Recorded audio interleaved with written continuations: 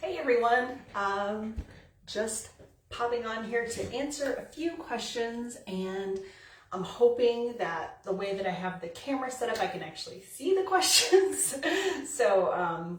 Anyway, I have a new customer that is got the new 10-day challenge pack and had some questions about it, and so I just thought I would get on here to address some of those and see if you guys had any questions about the 10-day challenge as well. And I think I just figured out possibly where I'm going to see the comments. But anyway, so the 10-day challenge is really just meant to be a way, number one, that if you're new to ketones, you can try a variety of our flavors. You get, the new pack is so much better than the old pack because I get to try, I think it's like 5 flavors in the package. So you get to experience each flavor so that if you like them and they're useful to you, then you know what your favorite flavors are going forward, and then you can order whichever one you like. That's one way you can use it, as a way to try a variety of the products.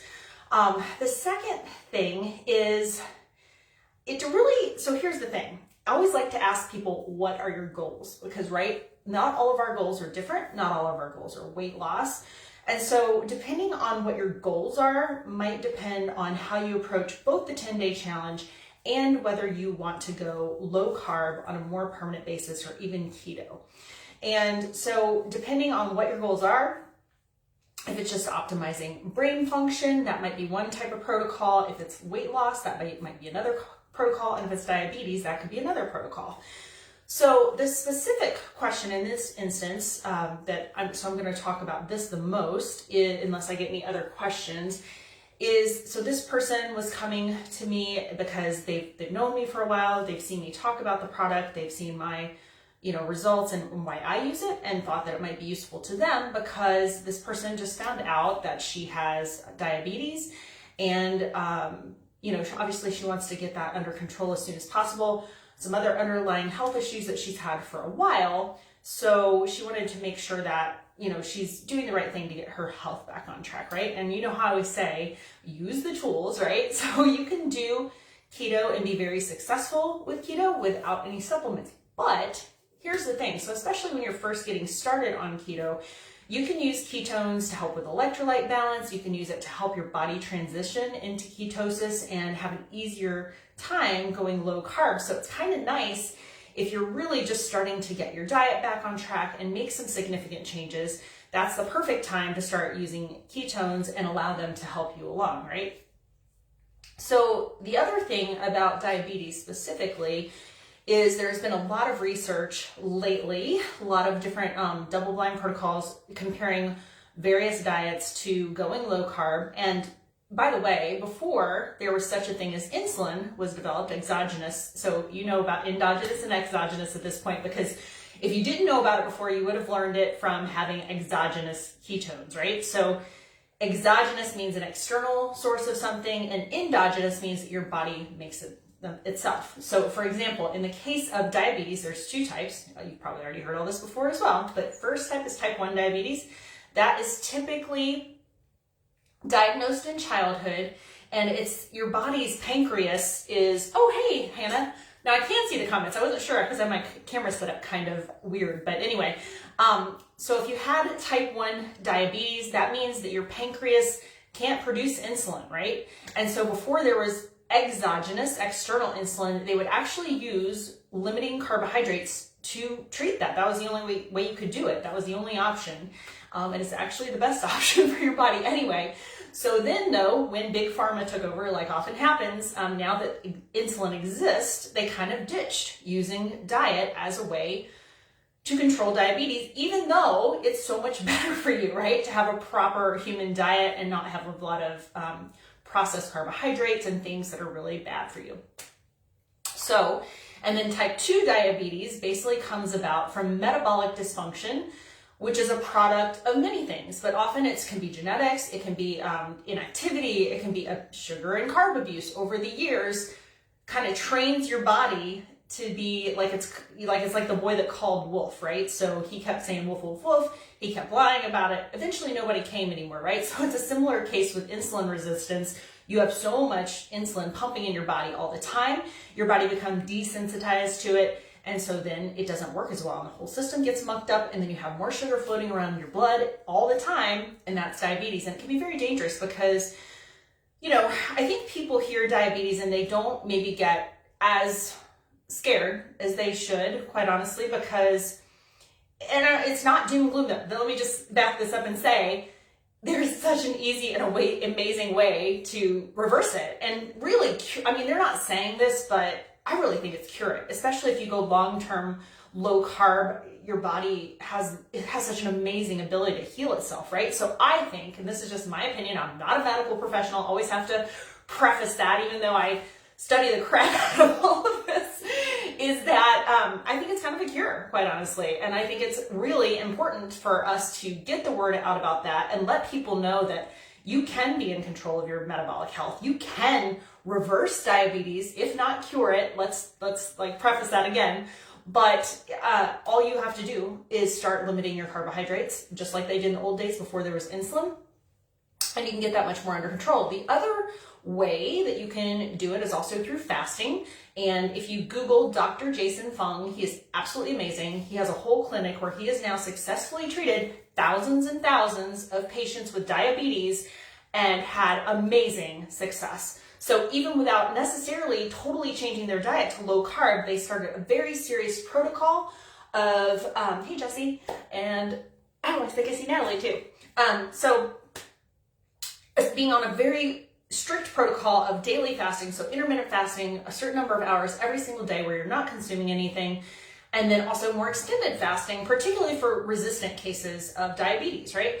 So all this is to say, this is kind of off of the 10-day challenge topic, but this is because my particular customer was Fung, F-U-N-G.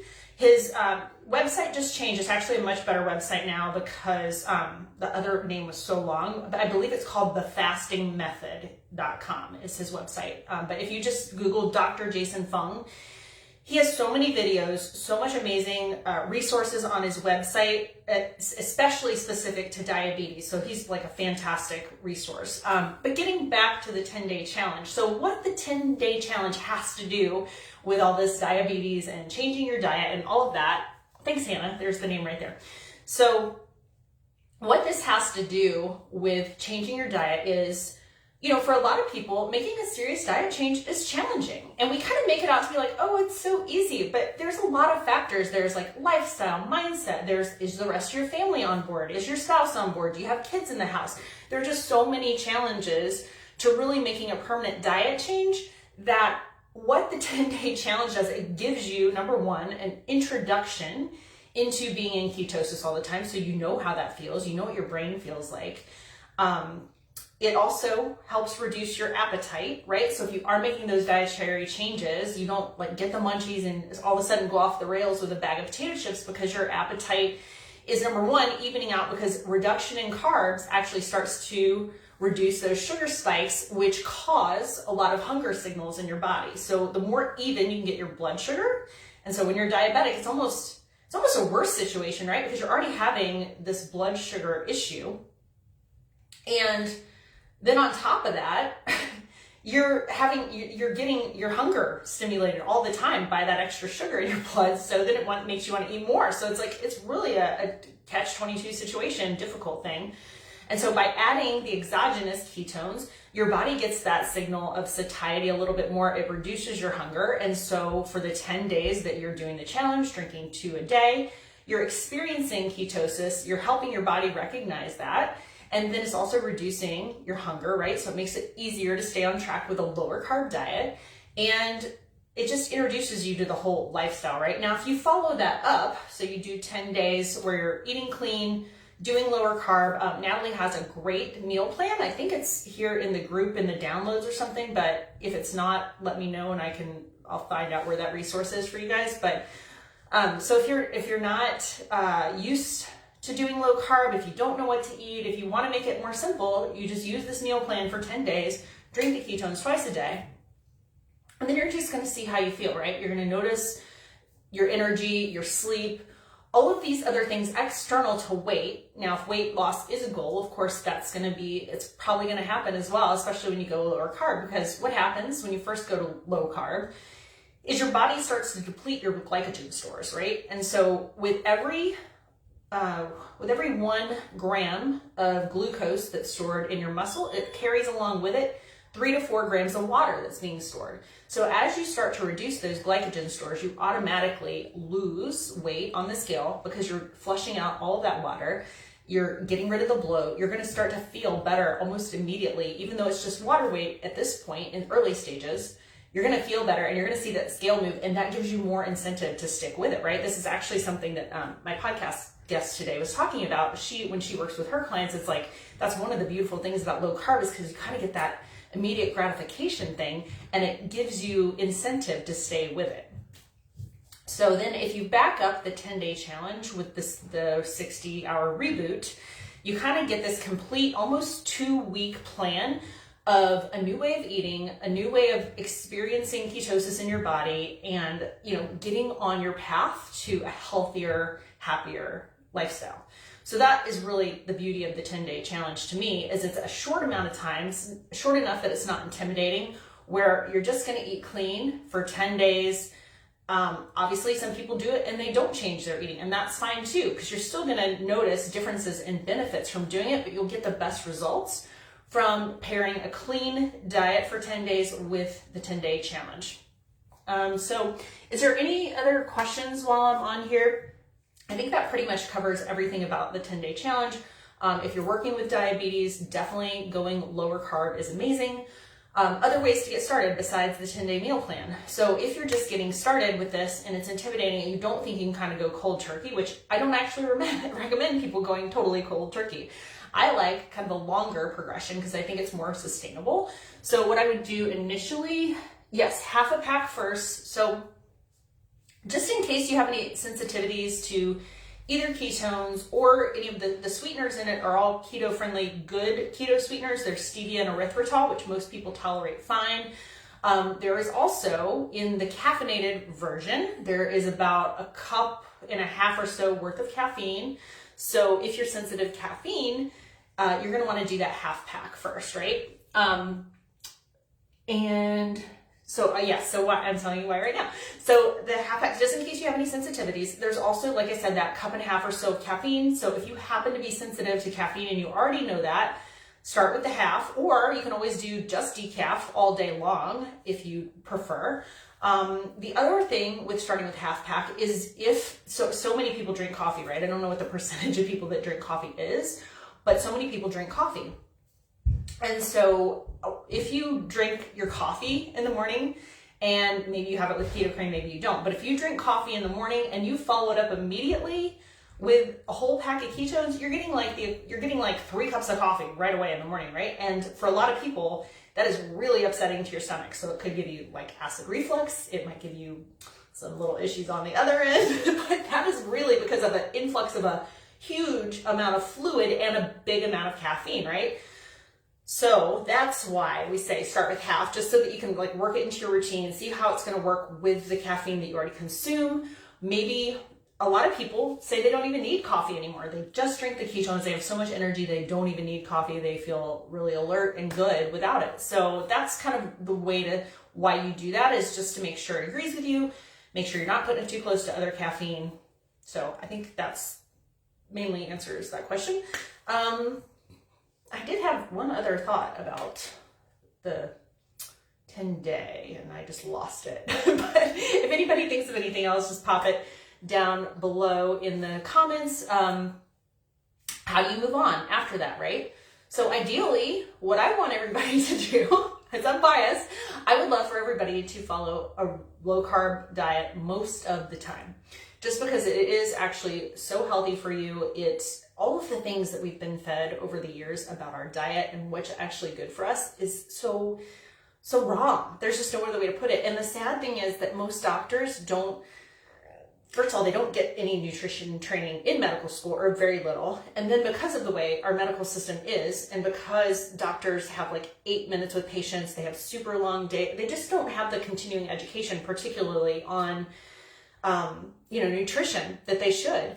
And what they tend to do is they'll just start prescribing medication because that's what they do, right? And because they're kind of in bed with big pharma in a way. They're incentivized through trips and other things to prescribe drugs, and it's all they have time to do. If you come in and you have diabetes with your doctor, are they going to spend an hour with you explaining how changing your diet can have this profound effect and control it without medication? Or are they just going to write you a script and send you on your way? I can tell you what the answer is, right? And you know the answer. They're going to write that script and just on to the next, because that's what they have to do the way our healthcare system is designed. If you're going to somebody that's the traditional standard of care that accepts insurance, there are several doctors now that, kind of out of network thing where you can go and they'll actually spend time with you and try to help you in different ways other than medication, but that's pretty rare, and not a lot of people can afford that. It's kind of like this concierge medicine thing, where they're the ones that have the time and the ability to do that because they have people that pay them well for their time where they can let go of insurance.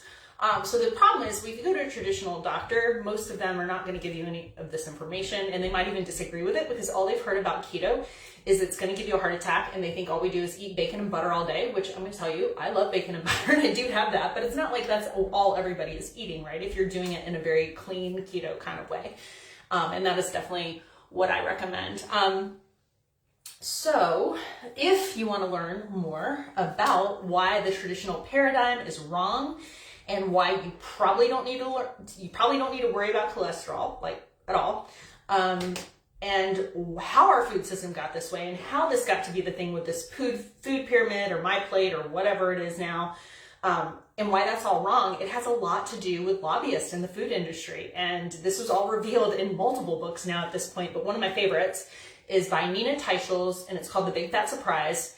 If you go to my Amazon shop, which is amazon.com/shop/heal-nourish-grow, it lists all of the recommended reading that I do around this topic, and also just other, random useful products or whatever that I use. But the books are amazing. So if you read The Big Fat Surprise by Nina Teicholz, Cholesterol Clarity, that'll give you some clue why you probably shouldn't have to worry about cholesterol at all. I don't have on there, it's actually a documentary. Statin Nation is very interesting because it gives more information around why doctors prescribe statins, what are the bad side effects about them, why you might not want to do that, go down that road, even though every doctor you go to will literally tell you that you need to go on a statin. So since it's a whole, there's a new book too by Gary Taubes, love him, called The Case for Keto. He's been researching this area for many, many years now. I can't remember if I added his new book. That book just came out, so it might not be on the list. But yeah, it's a lot. And if you ever have any questions about this, again, not a medical professional, but I've basically, at this point, made this my life's work. I've been involved in health and wellness for over 25 years in various capacities. My background's in psychology. I have training in clinical neuropsychology, which is why I'm so interested in the effects of ketones on the brain. And then a yoga instructor for 10 years, and ran multiple wellness programs and just coaching and helping people along their path and learning all the time along the way. And for me personally, I was a vegetarian for 7 years. I could have gotten sucked into that paradigm and gotten, so dogmatic and never let that go. But luckily for me, having a scientific background and just being the kind of person I am, for me, whenever I'm faced with new information, I can't ignore that, right? And that's why I went vegetarian in the first place, because I had done a bunch of reading around this stuff, and there was a lot of propaganda around it at the time, but I read it was an epidemiological study, which has a lot of issues, but it convinced me for a time that being vegetarian was the healthiest way of eating, even after the first way of eating was I grew up in the 70s and early 80s, and the whole thing then was low fat, so I was low fat for years. I don't think I had a pat of butter for 5 or 6 years probably, the whole time when I was running and everything, which would have been the best time. I fought anxiety and depression most of my whole adult life. I really think that was because low fat, your brain needs fat. And so all these people telling us that natural sources of fat, which is what we evolved with, which is how our brain runs well, why would that be bad for you? If you really think about it from an evolutionary perspective, it makes no sense. So kind of going off on a bit of a tangent now, but it's just what I love. So my point to this was, if I had a point, is that I've basically made now keto, my studying keto, the science of it, the benefits of it, basically has been the last 5 years of my life, my focus and my passion. So, I can't always explain it to you perfectly, exactly in exact scientific terms, although I do have a lot of it down pretty well. But I can tell you my personal experience, anecdotal evidence from people that I've worked with, and the thing is, it's like there's no danger to trying it. Like, okay, say we believed for whatever reason that long-term saturated fat could have heart effects. Say we believe that, even though that's wrong. Just believe me, and you can read those books and you can find out by people who can explain it way better. But let's say we believe that. Even if that's true, what would be the harm in trying this way of eating for 2 to 3 months? 2 to 3 months of, eating some extra saturated fat is not going to suddenly cause your heart to stop. That's like not a thing. Okay, again, not a medical professional, but talk to your doctor about that. Like, a short amount of time doing anything is probably, there's probably some things we can all think of, but for a short amount of time doing anything is not going to have a long-term detrimental effect on your health. So all I can say is try it. If for whatever reason it's not for you, I can't force you, I can't whatever, but there could be some carb cravings along the way. There could be some other things that come up that make you want to give it up. But I would argue that the long-term brain benefits, that the control of blood sugar, which is related to so many things now. P.S. if you haven't heard this before, they're actually calling Alzheimer's disease type 3 diabetes. Another study that I learned from going to a Prove It event, this doctor, I can't remember her name, but I've linked her in some of my other articles, but she is a Harvard researcher that does research on ketones. And she discovered that, or did a study around this. And so basically, and I talk about the aging brain a lot, right? Because my brain is getting up there now. But she discovered that your brain can always use ketones. And this has an amazing implication for people with neurodegenerative disease or just naturally aging brains, because what happens as you age over time, your brain starts to lose the ability to efficiently use glucose. So why is that a problem? Well, your brain is the most energy hungry part of your body, right? It needs a certain amount of your energy every single day. It will use glucose, but once it has the inability to use that anymore just from aging and damage, then what? Then your brain is going to starve. That's scary, right? That causes like neuronal death. So do you remember neurons and synapses from your high school biology class or whatever? But those neurons can die. And that's what causes brain dysfunction as we age and in Alzheimer's or other dementia kind of things. So, but that's where the beauty of this thing with ketones, like even if your brain loses the ability to use glucose, which it does slowly over time, they can always use ketones. So I don't know. For me, I don't need really any other argument, because I'm like, well, if I can keep my brain functioning well into my 50s, 60s, 70s, it's just going to make for a huge improvement in your quality of life. So that's the other thing, and this is the final thing that I will leave you with, is that whenever I try to help people with this, it's a lot around mindset, because getting your mind in the right place is one of the key components to keeping this lifestyle sustainable and being able to do it long term. And for me, I've found that if you can find your why for doing this, for changing your diet, for implementing ketones, for wanting to live healthier lifestyle. So for me, it's like, I want to keep my brain well functioning. I want to be able to pick up my grandkids that hopefully are a ways off still, but I want to be healthy and functional so that I can live, not just live, but like enjoy and live an optimized life. That's what I am about. And that's my why. And my other big why that you've heard me talk about before, I have so much cancer in my family. And one of the things about eating in this way and having ketones in your body and doing fasting, practicing fasting on a regular basis, is for autophagy. And autophagy is basically like your cellular cleanup mechanism. Your body goes around and cleans up all of these kinds of cells that could later mutate and turn into cancer. That's the most, basic description of it. Or, mutated cells that do other negative things. in your body. And so for me, that's my why. Every time I think, well, I wish I could just eat whatever I want or whatever. And honestly, after this long, I really don't anymore. I don't feel deprived. I eat delicious food all the time. I mean, you guys see my meals, you see me cook. I eat well, I eat enough, I eat constantly, and yet, you know, this is the easiest I've ever found it to maintain my weight my entire life. I've always been focused on that. That's really why it's never gotten out of control, because in some, you know, there have been years or some times that I weigh about 30 pounds more than I do now during times of stress, during times of surgery, whatever. But it was during times where I really didn't restrict at all, or I just kind of let go, and then I would creep up. And that's one of the reasons that I, you know, kind of just never allowed myself that luxury or that fun of just eating whatever I wanted, because I couldn't. Because whenever I would do that, I would pretty quickly gain at least some weight. And I was always just focused on that. That's the way I grew up. My dad was always in shape, thin and all that.